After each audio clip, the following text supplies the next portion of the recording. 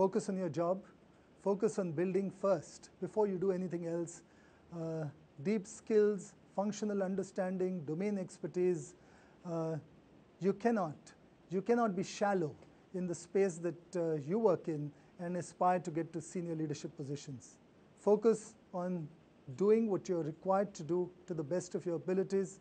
I find too many people who are concerned about what the next job will be and are spending too much time thinking about that. It's not very helpful. I've often said that your best chance of getting ahead would be doing as good a job as you can in your present role. The third thing I would really say to people is don't underestimate and underinvest in building soft skills. There are too many people who assume that knowing more theories, models, better analytical capabilities is all that it takes to get ahead. These are important, but they are not all. Soft skills, understanding how to work with people, empathy, capacity to work together are all very important qualities to get ahead. And last but not the least, just believe in yourself, be yourself. You will get what you deserve. Maybe 15, 16 years ago, when I was called and told that I would be moving to the south of the country in Chennai to become the regional manager of our southern operations. So that was a big break, and I have to say that was the first moment that I can think of where the organization put me in a role which I wasn't sure I was ready for. I went in there really excited and quite nervous, not sure whether I would be able to fulfill the responsibility of that role and live up to the expectations that people had of me. And within a short period of time, some of the most difficult challenges that I faced was what we encountered out there. We had a trade boycott of the HUL business, which took place in Kerala, an entire state where all the traders got together and decided to boycott our business. And you can imagine how I would have felt, and the whole business came to a standstill. And the pressure was just unbelievable and enormous. And at that point in time, I was called to Mumbai, and the board of the company and the chairman at that point in time called me and said a few things which have stayed with me even now. They called me to first reassure me that they trusted me to deal with it. They reassured me that no one sitting in HO would decide what needs to be done. It would be me. That others would be there to help me and support me, but as the man on the ground, I would call the shots. I think that act, that act of trust, the act of empowerment, just made my sense of responsibility and my desire to succeed many, many times more than it would ever have been. But there was something else that leadership did at that moment. And they said something else to me, which was as follows, that don't ever feel pressurized to do the wrong things to get the business back, which is don't cave in, don't compromise on our values, do the right things. It doesn't matter how long this lasts, but we will stick by our principles. And if that means we can't do business in the States, so be it. This was my first experience of seeing those values in action. I have taken a few key lessons out of that which have stayed with me all these years.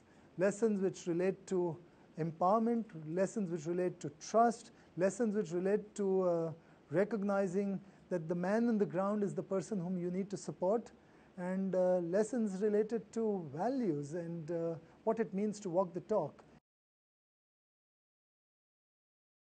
I would call out 3 or 4 things that I would look for, and those would really be, one would be just the passion, energy, and the desire to make a difference. I think it's really important. The second thing I would really look for in the world which we live in today, which is so complex, so volatile, so uncertain, would be the capacity of individuals to join the dots and make sense out of them, to see a pattern in seemingly disparate things that we see around us, to have the capacity to live with a little bit of ambiguity and make sense of seeming paradoxes that we observe in the world. The third area would be humility. I think, what can I say? In today's world, I don't think there's anyone who has all the answers. And I think you do need a certain degree of humility to just be open to the possibility that there are good ideas which can come from everywhere, and just to respect the opinions and views of everyone and work collaboratively and effectively with people.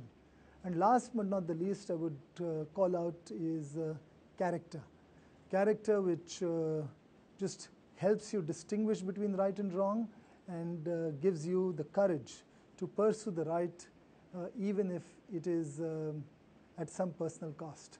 Those really would be the attributes I would look for in people who can become leaders of the future. I think this is a fabulous initiative that ET has started.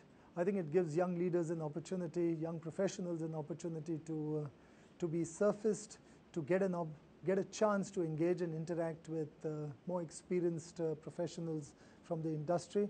And all in all, it's a great exercise. For long, we've assumed that a good balance and a good combination between IQ and EQ, which is the intellect and the emotional quotient, would make people effective leaders of organizations as we move forward. And I think both of these qualities are important. They're absolutely necessary.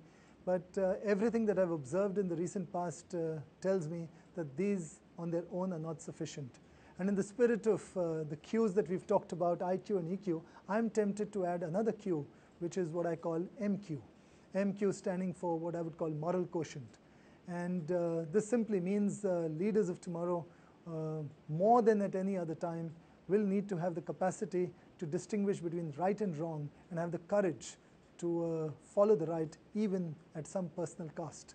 It is this combination that will make sure that business achieves its goals and plays the purpose that it has been set up for, which is to address the needs of society in creating win-win solutions, and do so in a sustainable way, which is make money along the way.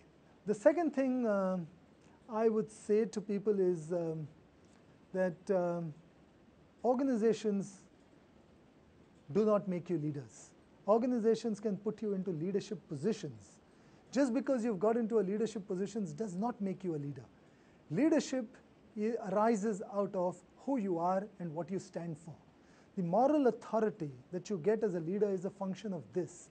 And the best chance that you have of getting real followership and really becoming a leader is a function of your having a genuine point of view and having the courage and conviction to follow that and pursue that. And therefore, I say to everyone, your best chance of getting to leadership positions is to be yourself. Being yourself doesn't guarantee that you'll become a leader, but not being yourself, not being authentic, almost certainly guarantees that you will never become a leader.